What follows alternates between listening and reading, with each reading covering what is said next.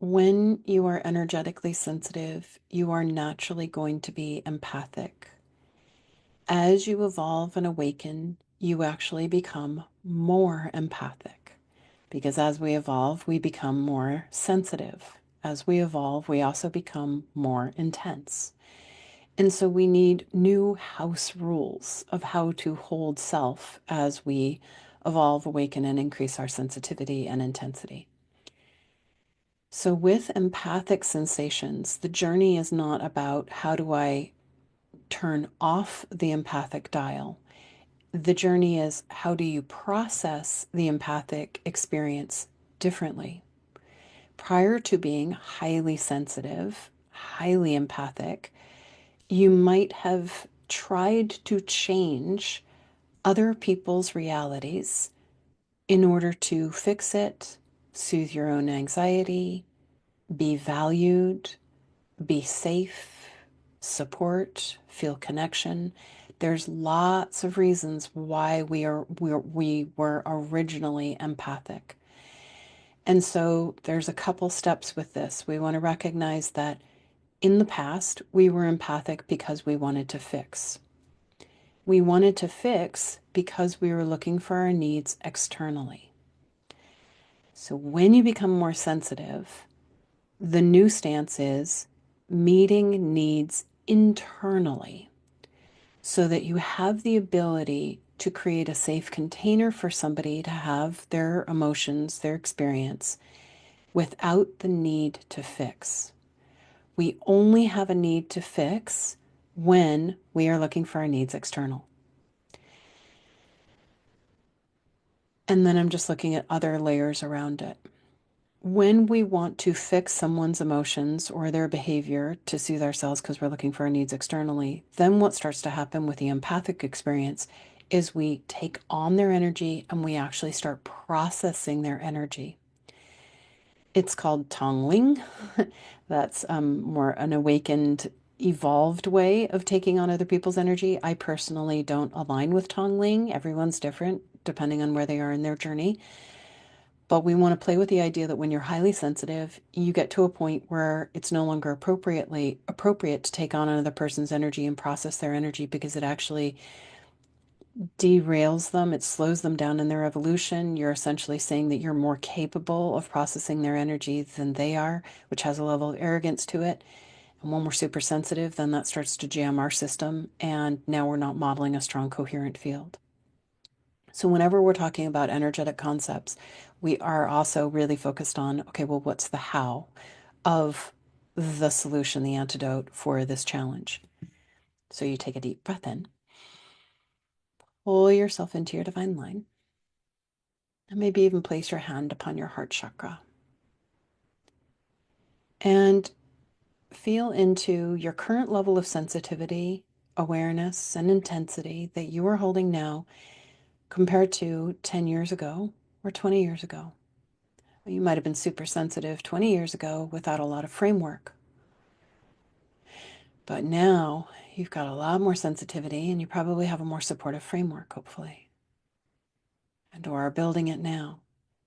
And so just feel into how you've become more sensitive, more intense, more aware today than you were a year ago, 5 years ago, 10 years ago. Because of your level of sensitivity, awareness, and intensity, you need to hold the energy differently. And then step 2, invite your higher self, body, divas, higher self, and teams to energetically reference how you are starting to take responsibility for your needs internally, as opposed to giving responsibility for all of your needs away to others. Of like, oh, everybody value me, hold a safe space for me, appreciate me, respect me, connect with me, support me. Respect my boundaries. That's you giving responsibility for all of your needs away. So you, at the level of your higher self, body, divas, higher self, and teams, holding responsibility for all of your needs deep in your core. And this is a muscle that just gets stronger the more we do it. So it's like holding responsibility for your needs deep in your core. And then Invite your higher self, body, divas, higher self, and teams to reference a dimension where you can hold a safe space for somebody to process their emotions. You don't have to fix their emotions, but you need a new job. And the new job is safe space for you to process your emotions. Safe space for humanity to process its emotions, or not. Safe space to feel the emotions, or be with the emotions or the experience, whatever it might be. Safe space for them to have whatever experience they are choosing, they are creating, they are in. New job, holding a safe space. And you might even say to yourself, my new job is holding a safe space for people to have an experience. My new job is to hold a safe space for people to have whatever experience they need to have.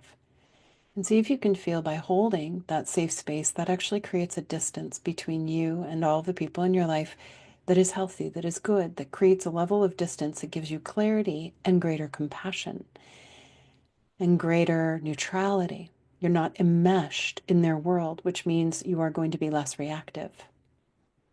And then you can model a strong, coherent field, positively, empathically impacting them, not because you need to have them value you, appreciate you, respect you, but because you want to live in a lovely inner world. So, new job, holding a safe space, gives you a distance. Then invite your higher self, body, divas, higher self, and teams to return any emotions that you might have been holding, processing, shifting, changing, tongue-linging. Return all of their emotions, their thought forms, their behaviors, their beliefs, the empathic sensations back to them in that safe space. And you might even say to yourself, I do not need to process or fix another person's emotions to feel better about myself, to feel a sense of purpose, to be respected, to be valued, to be connected, to feel a sense of support. I'm just going to hold a safe space. I'm going to value that safe space that I'm holding. And they get to process those emotions or not while I hold a safe space. And then you are not energetically, physically, or emotionally processing energy that is not calibrated for your fields. And one of the guides just said something really interesting. They said that when we try to process emotions that are not calibrated for our fields, i.e., the emotions of another, we go into dis-ease. Dissonance, dis-ease. When we process our own emotions, our own experience, there's flow. There's a shift. There's a vibrational shift. There's transformation. There's awakening. There's evolution. But when we try to process the energy and the emotions, challenges, karma that is not our own, it gets jammed in the channels. We go into overwhelm, confusion, frustration, fear. We're using all of those emotions to try to return that energy that is not calibrated to our fields back to its right and perfect place. So whenever we're bringing in these energetic practices, we always want to bring in a short little one-liner that you could just be in a mantra of for a minute or 2 minutes anytime you run into a little energetic pickle. And it is, I am returning all energy that I am not calibrated for. I am returning all energy. And when I say energy, it's energy in motion. That could be emotion, it could be behaviors, it could be thought forms, it could be karma, it could be spiritual lessons. I am returning all energy that I am not that is not calibrated for me. I'm returning all energy that is not calibrated for me or that does not belong to me back to its right and perfect place. For you, the soul, the body, and the teams. And then just feeling how you're meeting your needs deep in your core. And then we stop taking on the energy of others. We only take on the energy of others when we're looking for our needs externally.